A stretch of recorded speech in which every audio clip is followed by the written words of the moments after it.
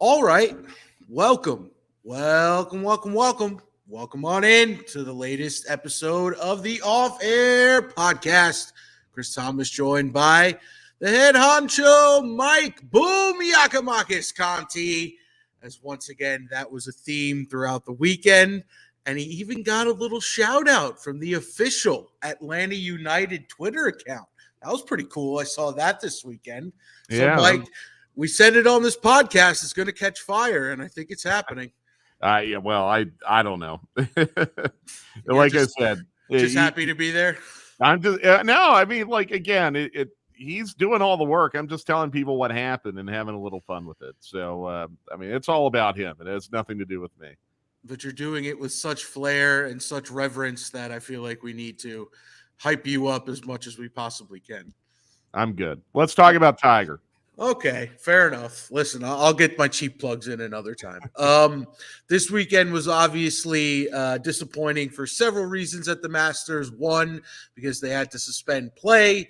It screwed up the entire schedule for those of us who plan our entire weekends around watching the Masters. And then two, we had to see Tiger hobbling around the course, and it was not a pretty sight. There's one short little video that went viral of him quite literally not being able to put any pressure on his leg and sort of hopping back to get underneath an umbrella. It was really a sad scene, honestly. But nonetheless, Rombo comes up clutch and wins his first green jacket. Mike, what did you make of the event, the way things unfolded, and the unfortunate situation for Mr. Woods? Well, first of all, you're right. It was kind of herky-jerky all weekend with all the stoppages due to weather. But yesterday, or as we record this, yesterday, Sunday, I thought was a terrific day for just sitting back and watching the Masters in two different windows, which I thought was a lot of fun. I just thought, for whatever reason, even in years where you have weather and stoppages and, you have to go split tees or 36 holes or whatever, you still, more often than not, get a Sunday that does not miss. And Sunday, again, this year did not miss. And I thought Jon Rahm was a really popular winner, but you had all this kind of intrigue behind him. Koepka kind of blowing up a little and showing that he's human. Mickelson being the live golfer who actually had the biggest day, which was shocking. And then CBS not interviewing him after he shot 65 on Sunday, which I want to take a moment just on that. Yeah. I thought that was astonishing that CBS did not interview Phil Mickelson after that round. And I need to hear an explanation. I don't believe CBS has provided one yet. Unless the explanation is he declined or he had to go to the range to warm up for a playoff, it is totally unacceptable from a journalistic standpoint to not interview Phil Mickelson after that round when he was the clubhouse leader and shot a 65 on the last day. Yeah. Totally ethically bankrupt if CBS did not do that interview for any other reason than Mickelson declining to do the interview. Because let's read between the lines here. CBS is a broadcast partner of the PGA Tour. The PGA Tour and the LIV Tour, obviously, there is quite a bit of animosity between the two dueling tours right now. I'm sure the PGA Tour does not want one of its broadcast partners promoting anything about the LIV Tour. So one is to assume that an unexplained decision by CBS to not interview the clubhouse leader, who was the clubhouse leader for about 3 hours on Sunday, one can only assume that the PGA Tour exerted some kind of pressure on CBS to do that. So CBS needs to explain it. I thought that was awful, and you can tell I'm getting really wound up about it. That is not correct. If you have the rights to cover an event, you have to cover all aspects of it, whether or not you like who's at the top of the leaderboard. I thought CBS completely failed. Again, if Phil declined to do the interview or had to go to the range or the putting green to warm up, I get it, because he could have been in a playoff. But then we need to be told that. They managed an interview with Brooks Koepka. They managed to shoehorn that in there. Yeah. But they did not manage to interview Phil Mickelson, and I find that very, very suspicious. Now, Do all you, that do being you said, think they were holding their breath when Kepka was falling back on Sunday oh, and raising a glass that they wouldn't have to deal with him winning the tournament? I mean, potentially, yeah, potentially. I don't know. But again, I think Rahm was a very popular win, and he played well, and I thought he played a really, really cerebral final round where he even talked about it, how he was conservative on Amen Corner when he saw Mickelson and Spieth kind of making their push, and once he saw that Mickelson was in at 8, he felt like with the wind blowing a little bit more favorably on 13, he could be more aggressive. I thought strategically he just played a beautiful final round. The Tiger thing, yeah, that is hard to see. You never like seeing an idol kind of break down like that, and I hate to use the term break down, but he just kind of looked broken down. Yeah. And I do wonder if the weather had something to do with that. If it's kind of cold and raw and it brings almost like an arthritis factor into play. You just hate seeing that. You don't want to see one of your idols struggle in the way that Tiger did. I'll admit that I admired, appreciate Tiger Woods and his game, and I think he's done a tremendous amount for the game of golf. There have been things with his on-course behavior that I have found to be very unsavory. I think he's kind of grown out of that a little, but 10, 15 years ago, I thought his on-course behavior was very, very unsavory. Throwing clubs, swearing, dispatching his caddy into the gallery to throw cameras into creeks and lakes and things like that. You would never see Tom Watson do that. You'd never see Jack Nicklaus do that, or Arnold Palmer, or even Fred Couples, or Ernie Els, or anyone like that. And I thought Tiger kind of benefited from the national golf media, quite frankly, looking the other way on that for a long time. So I do not idolize Tiger Woods in the same way that many others do. I definitely admire and respect his game, and he is one of the transcendent athletes of our generation. And I took no pleasure whatsoever in seeing him break down the way he did over the weekend. But Tiger not playing in the final round did nothing to impact my enjoyment of the final round. Does that Right. He make was. sense? It's not like he was in it anyway. He So wasn't really in it anyway. Yeah. So, like, I know, our Rusty Manziel was tweeting on Saturday morning about how CBS was getting kind of nervous if Tiger would even make the cut or not. To me, I'm kind of thinking, all right, so what if he does at this point? He's yeah. 10 shots back. He's not going to win. How much are they really going to show of him? So, I mean, there again, that's where, if I'm going to criticize CBS for not interviewing Mickelson, I have to kind of praise them at the same time. I thought they did a very good job of at least keeping their collective eye on the ball. And they did show Mickelson. They showed pretty much every shot of him. I mean, it's not like they were ignoring Mickelson entirely. I just want an explanation of why they didn't interview him. But I thought CBS did a pretty good job of just keeping their eye on the ball, showing the leaders, showing the action, showing the relevant shots on the course. Yeah, if there's a crazy shot here or there, someone comes close on 16, or if a big name makes a little bit of a push, they would go to that. But I thought the balance of what they were showing on Sunday was the correct balance. Keeping their eye on the ball. I see That's what you right. did. I Yeah. see what you did there, Mike. Pun intended. Yes. All right. So from one thing you're very passionate about to another, and that is broadcast snacks. Because I saw a tweet this weekend which caught my eye for sure, especially as a lover of this product we are about to mention.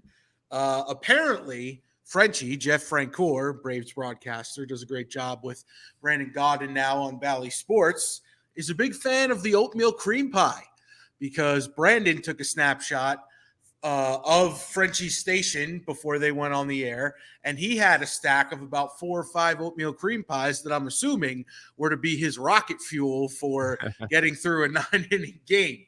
So a couple of things here, Mike. I really want to break this down with you to a fine powder. How common of that? I feel like that is an interesting and eclectic choice to be a snack that you would consume during a broadcast. So as a broadcaster for multiple teams, A, what is your broadcast strategy with food? And B, what is your favorite broadcast snack? So my broadcast strategy with food, especially for Atlanta United, where I'm doing play-by-play and I have to talk more, is to eat as little as possible within, say, 3 hours of the broadcast. For a couple different reasons.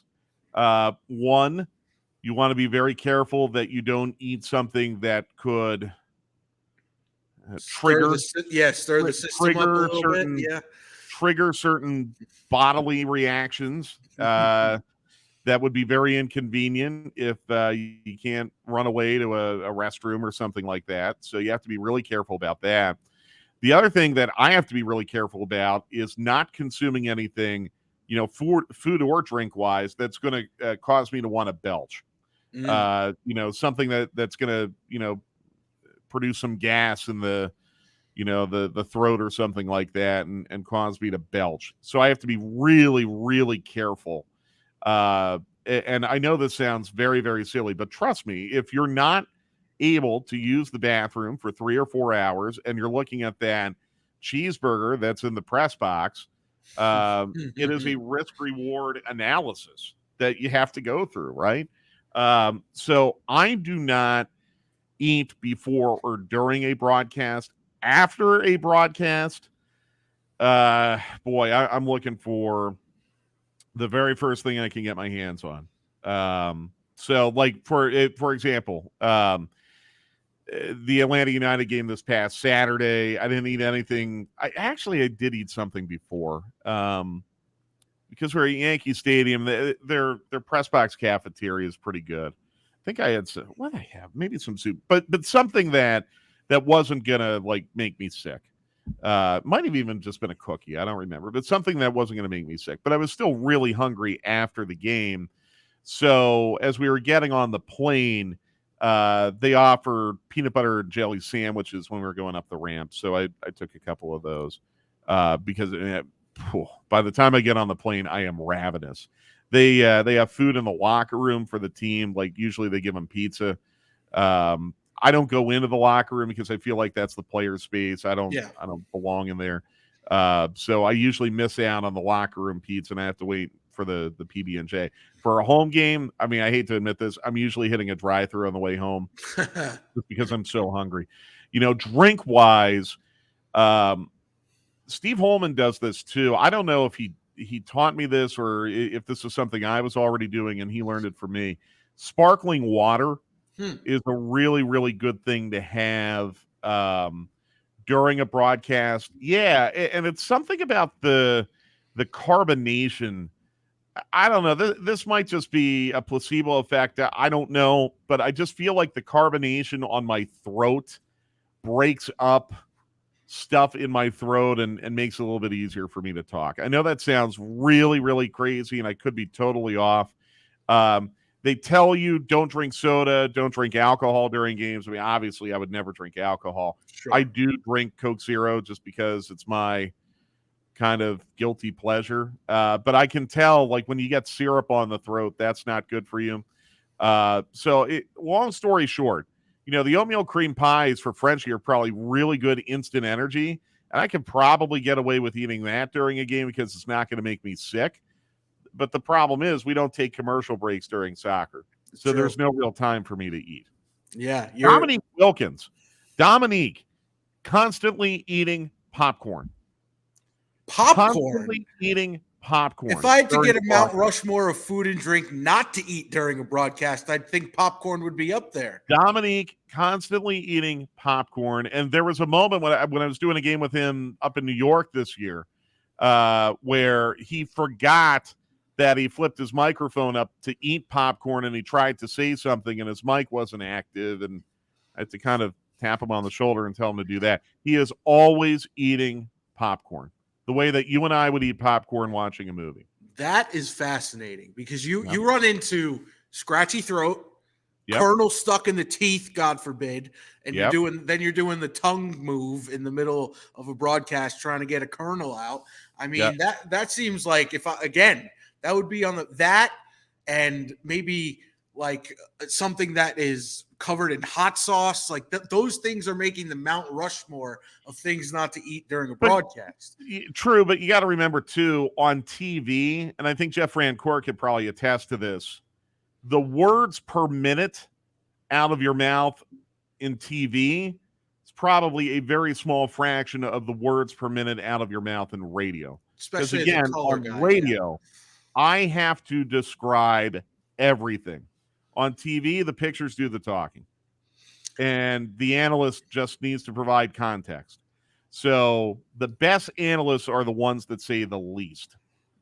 I think we probably had that conversation a little bit with Tony Romo, right? A couple months ago. Yeah. The best analysts are the ones who feel like they don't need to say so much. And so that's where, like, again, Dominique, he can eat popcorn because he doesn't have to say a whole lot to do his job correctly. Heat check, Bob. Yeah. I mean, but again, like that's his style and it works. And he has plenty of time to eat popcorn between his words. Now, are you surprised somebody as fit and lean as Jeff Francoeur goes to the oatmeal cream pie for this? That was a little shocking to me as well. Here's the thing, though. Like, this is very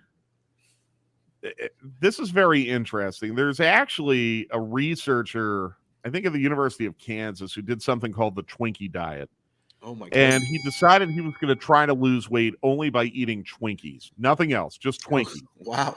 And he was successful because what he was able to prove was, look, a Twinkie is only like 150 calories. It's got a ton of processed, junk in there and sugar and, artificial sweeteners and everything like that. So it's not good for you. But just on raw calorie count, I think a Twinkie is only 150 calories. So if you're trying to lose weight and go down to 1,500 calories a day, you eat 10 Twinkies. That's all you eat for the day, nothing else, but you can lose weight. The oatmeal cream pie, I'm going to look this up very quickly. I'm going to take a stab at it. I'm going to say an oatmeal cream pie is 320 calories. You're almost right on the number, 330. How about that? 330, almost right on the number. So if you're only having, how many do you think he's having a game? 2? I don't know. In that pile, there was about 5. But let's give him the benefit of the doubt that's sharing. Is he eating them all himself? Let's say 2 is a fair number because those. And by the way, it's 330 per serving, so I have to look that up too. Like, I don't know if 1 pie is a serving or if 2 pies is a serving. But again, like, let's say he's keeping it to 660 calories or lower. For Jeff Rancourt, that's a half hour in the gym.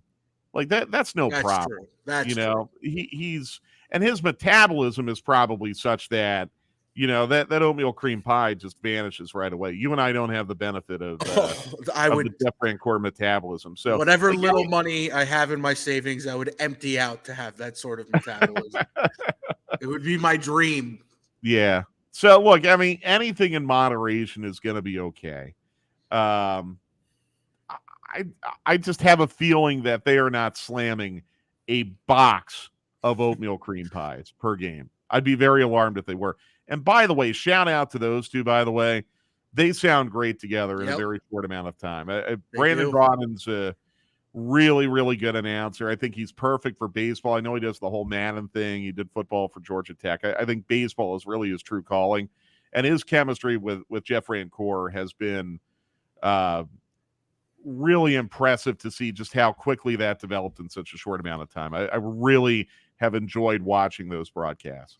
Yeah, the analogy that's always used in broadcasting is you want to sound like you're just having a conversation with your buddy at the bar. Exactly. And that's exactly what they sound like. And by the way, shout out, we haven't done a podcast since, but shout out to Truist Park. Opening night there, Mike, was insane.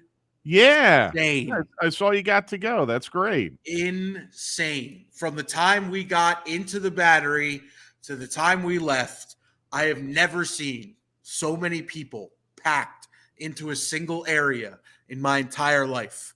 And it was a little steamy. It was a little hot. It felt like a summer night at the park. It was incredible. It was a really, really fun experience. So no, that's awesome. I mean, the Battery is there for a reason, and they make great use of it on game days and non-game days both.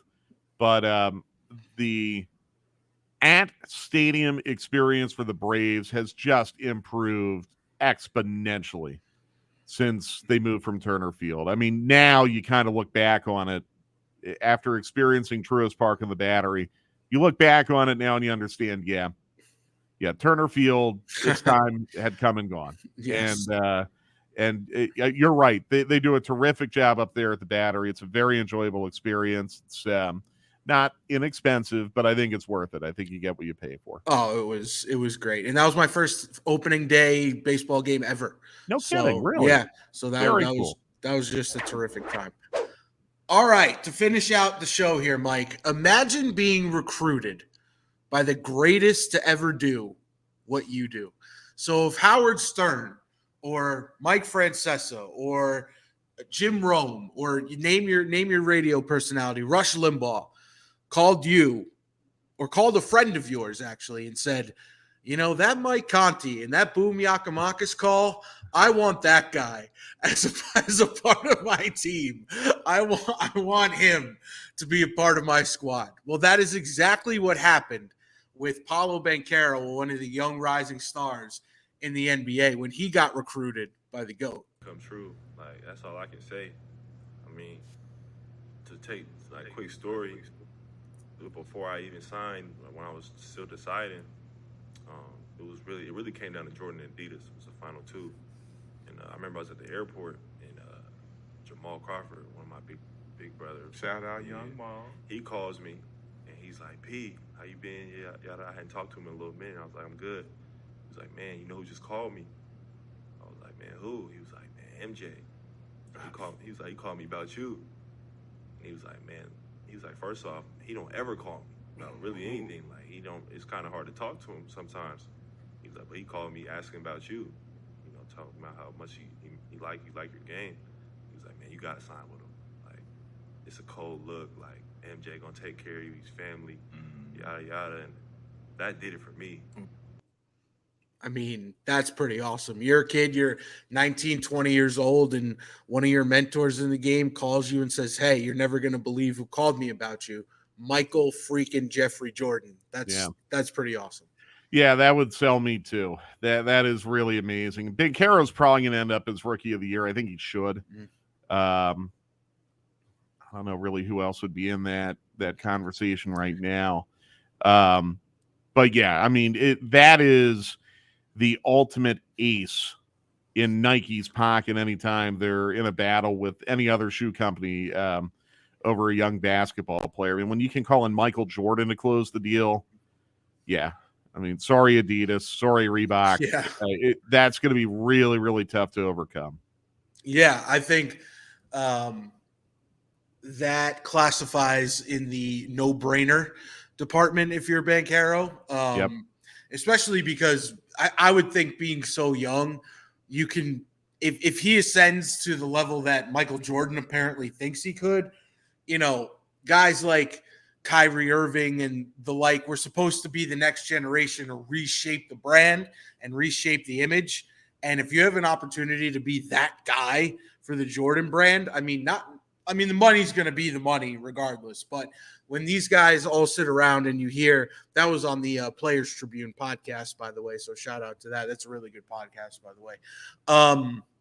You hear all these guys talk about their legacy, and you hear all these guys talk about building their brand and building their image and building a sustainable, almost like a community around them of side projects and art and music and entertainment. Imagine being the face of Jordan brand and you're 23 years old in 3 years from now and you're ascended to that level. I mean, I know a lot of these athletes are now trying to do their own thing where they come up with, the Kyrie Irving ones or the KD ones or whatever. But, Paolo Banchero wants to take that route and he becomes that type of player. I mean, you want to talk about a legacy, Mike? That's pretty awesome. Yeah, no doubt about it. And I think to your point, I think that really speaks to how wise Ben Caro was through that whole process, and just how intelligently he approached everything. Now you have Wemby coming up, and Oh yeah. there's going to be a whole nother battle. I mean, Wemby, according to some, best draft prospect since LeBron James. And very unique, like not really comparable to LeBron or anyone else. Basically, this 7-foot tall extraterrestrial who shoots like Curry. That's going to be the next shoe battle, and I'm sure Jordan's going to be right there in the midst of that. And we'll see how Wemby deals with all that compared to Paulo Banchero. But I thought first of all, you're right, very good podcast. And secondly, just shout out to Paulo Banchero for making a really well-reasoned, smart decision and following the advice of his crew. Yeah. I never did, because I'm sure you're going to say the same thing as me. I just can't rock them. I would look like a fool trying to wear the. You never got into the whole basketball sneaker trend. No. When I was a little kid, like I loved the Nike Air Bows, and I actually saw someone wearing those a couple weeks ago. And I got really excited. Like the Nike Air Bows, I really liked. The Reebok pumps when I was a kid, I really liked those, but only because I just loved the idea of the pump. I mean, I still looked ridiculous. Like I'm wearing high tops going into a grocery store. It doesn't make sense. So, no, I because of that, I don't really collect or wear high top sneakers. For people who, everyone has their vices and everyone has their things that they're into. For those who get into that game, that is an expensive habit. Yes, it is. These apps, I know, our former colleague Hugh Douglas at towards the end of his tenure here at 92.9 got really into the sneakers app. And basically you get drawn into a lottery, and if you win, you get the shoes, but the shoes are $350, $400, $500 for a pair of sneakers, and you couldn't catch me spending that much money. That's how much money I spend on a suit, like Conti. Never mind a pair of sneakers. All right, that'll do it for this edition of the Off Air Podcast. Give me a follow at C Thomas Radio. Follow Mike Conti, Mike Conti, the head honcho, Mike Conti 929. It is a Monday morning after all. I've been called worse. Don't worry about it. And we all make mistakes. All right, we'll talk to you guys in a couple of